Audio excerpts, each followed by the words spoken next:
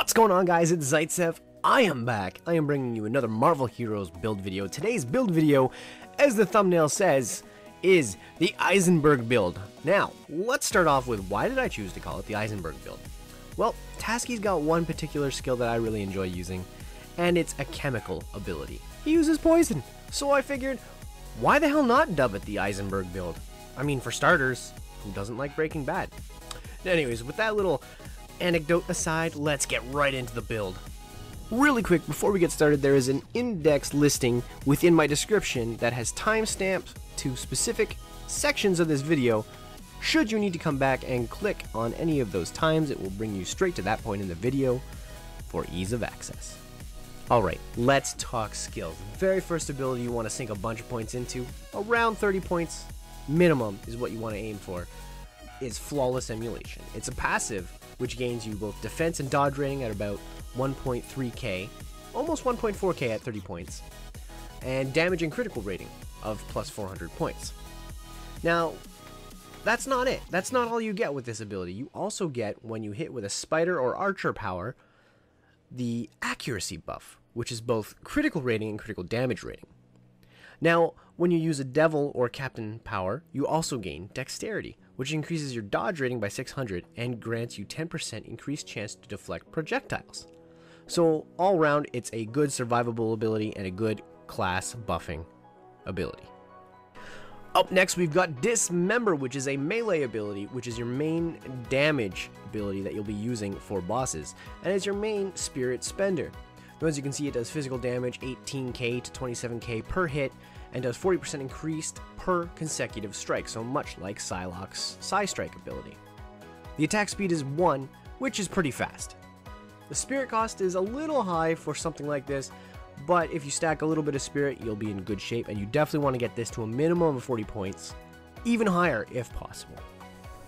Alright, we're getting into the variety of the build now. Rebounding Shield, that's the next ability you're getting, and you definitely want to get this up to a minimum of 25 points. And it will be used both single target damage and multi-target damage, because there's a bleed on his shield, unlike Captain America's shield, which procs a lot of passives, and it's very integral to this build. It does a fair amount of damage between 14k and 22k, and like I said, a bleed that does 6k damage twice per second for 6 seconds. Alright, up next is what I consider the Heisenberg special. We've got the Nerve Gas Arrow. This is an ability that basically comes from Hawkeye. It does physical damage, 11k at 36 ranks, twice per second. It's physical damage, it also reduces enemy damage, and the area duration lasts for 8.5 seconds at 36 ranks.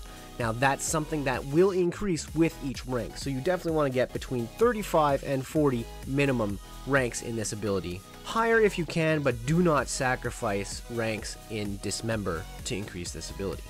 The rate of fire is pretty high, but it's not very important, and the cost of the spirit is a little high, but the higher the ranks in the ability, like I said, the less you're going to have to cast it, and more time spent using Dismember. Alright, we're down to the meat and potatoes of the build. We're down to the stances. Now, Taskmaster is pretty unique with his stances. He can actually use 2 stances at once, unlike every other class in the game. So I go with the Peerless Archer and the Impervious Soldier.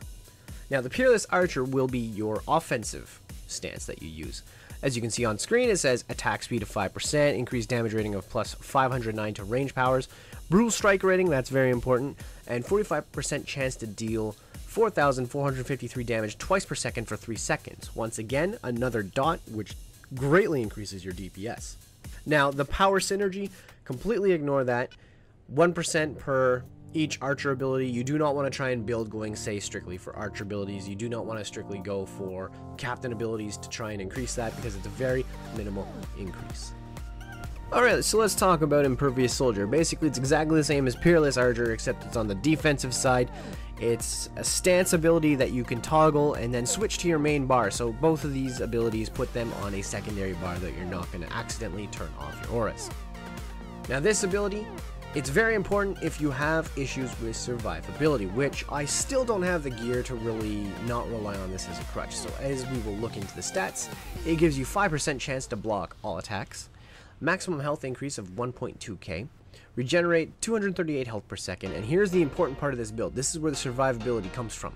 66% chance when you hit to ignore the next 625 damage received within 3 seconds. So that procs pretty often, and it definitely helps keep you alive.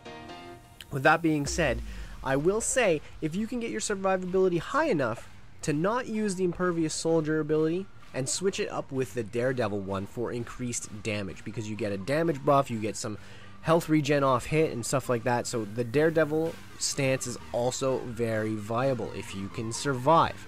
If you're in a group even, or even if, let's say, they come out with an ability to have multiple specs, definitely take up the Daredevil ability, because it will help you with damage on your melee attacks, thus increasing your dismemberability. Action is Tasky's signature ability, and it's a pretty dang good one. As you can see, there's a lot of stats that come with it. Critical, brute chance, critical damage, brute damage, damage rating in general, defense and tenacity, attack and movement speed, +3 to all powers, +1 to all attributes. And it's basically an area duration. He plants a camera down and, you know, you're going to do all sorts of snazzy things. Now, the only really big drawback to this ability is it's a 1-minute cooldown. But in the few seconds that it's up, I believe it's about 12 or 15 seconds, depending on if you have his unique, that adds time to it, you are going to be a very, very dangerous force. So definitely worth putting at least 25 points into this ability. Alright, remember earlier when I was talking about Rebounding Shield and that bleed and how the bleed was very important? Well, this is why. Shield Crush. Shield Crush can do a ton of damage. I've had it brute strike for almost 600k at one point. It's absolutely insane. Now, how it works is basically like a charge, and there's some kind of tricky parts to this because it's a frontal cone. So basically, you're going to have to kind of get out of combat and then jump back in. So there's a little bit of DPS loss from doing that, but it definitely makes up for it, especially when you brute strike. Physical damage of 60k to 88k. Pretty ridiculous. Now, like I said, plus 50% increased damage to bleeding enemies, so those dots gotta be up. It has a cooldown of 4 seconds, which is really good, and a spirit cost of 25, so that can be pretty expensive at times. But in those situations where you also needed movement to get out of an ability, it's a great way to open up to get back into combat after a deadly situation has subsided. Alright, for the basic, we're using Rending Sweeps, and you're only going to be putting 1 point into it, and it's going to be a very important ability until you get a very specific item that's going to help you out with your spirit managing problems. Now, that important item is, unfortunately, Pim's Shrinking Serum. Yes, the item that I honestly have not even seen drop once in the 900 plus hours that I've played the game. I actually had it donated to me from All New, who's a jerkface, and without that ability, this build is very, very hard to pull off.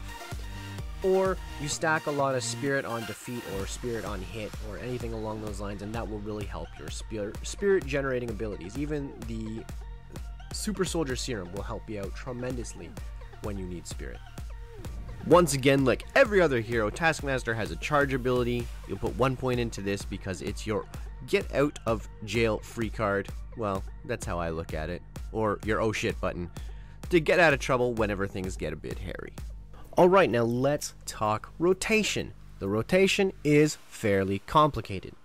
I open up with Nerve Gas and then Rebounding Shield right off the start for 2 reasons. The Nerve Gas takes a little while to go up and then down, and the shield should hit at the same moment as the Nerve Gas. On top of that, both of those abilities combined will proc your accuracy and dexterity buffs for the raid. From there, you proceed to use Action for the plus damage that you need in any situation, unless, of course, you need to hold on to it for that 1 minute cooldown for an upcoming boss or something along those lines. Like, once again, that 1 minute cooldown can be a pain in the butt. From there, you want to move on to Shield Crash. This is your high damage ability, and you want to make sure there's a bleed on your opponent before you use it, otherwise you are totally wasting your time. It's your gap closer, it's your stun, and it's your high damage ability. Now, when this is on cooldown, you want to use Dismember until a dot needs to be refreshed, or an aura needs to be refreshed, or you want to use your Shield Crash once again. Alright, now that the rotation's out of the way, let's talk stat priorities. What you really want to do for your crit is get a minimum of 30%. Going higher is good, just make sure you do not sacrifice your brute strike rating, which should be around 40%. For some reason, Taskmaster has this innate ability to crit a lot, so 30% is a reasonable amount.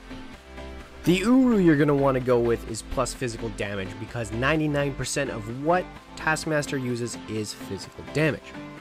Now from there, certain stats you want to look for on your weapons and your core are going to be Life Leech Relic, Life on Defeat weapons, Spirit on Defeat, things like that, because those will be very, very important to sustain Taskmaster's survivability as well as his damage.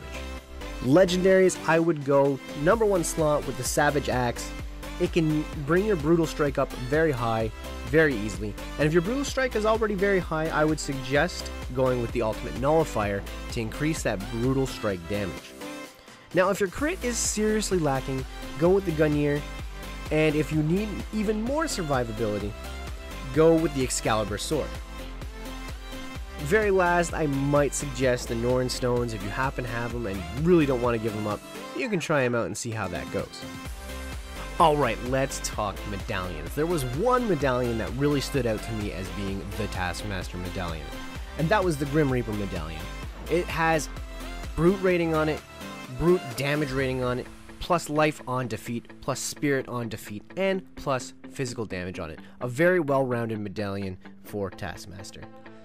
Now, if you can't find a decent Taskmaster medallion around your level because he's not in a regular rotation like most bosses, other good medallions are Sabretooth, Tombstone, Bullseye if he has a relatively high roll on his medal, Kingpin, it's got both defensive and offensive stats on it, Black Cat, maybe with an invisibility medkit core, and Lady Death, and finally Rhino. Rhino is kind of decent, again, more for survivability than anything.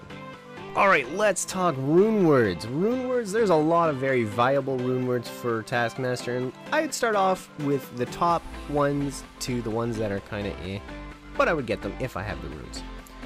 We'd start off with the Heroes of Asgard, that'd probably be one of the better ones. Heartbreaker, God of Mischief, Lunar Eclipse, Blood Barrage, Bonebreaker, Viking Gladiator, or River of the Soul. Alright, let's talk costume affixes. Plus damage is definitely the way you want to go, unless you're under 30% crit.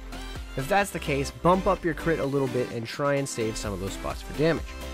Now the same could be said for your attack speed. If you're under 15% attack speed, try and bump up your attack speed at least past 15%. I personally am sitting at, I think, 28% attack speed, and the speed in which Taskmaster attacks with his dismemberability is insane! Alright, so I'm going to display the build for you as I talk about my experience with Taskmaster. I really enjoy playing this guy. He is still not the strongest hero to buy, but he is insanely fun to play. I still do not have mine terribly geared, and I can clear reds, but I do have a hard time in Cosmics currently because I just simply do not have the gear.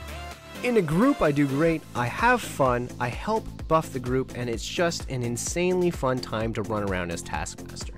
Definitely one of the biggest surprise fun characters I've ever played in Marvel Heroes. That's about it for the video, guys. I hope you've enjoyed it. I hope this build helps you out, helps you kick villain ass, and I'll catch you guys in the next one.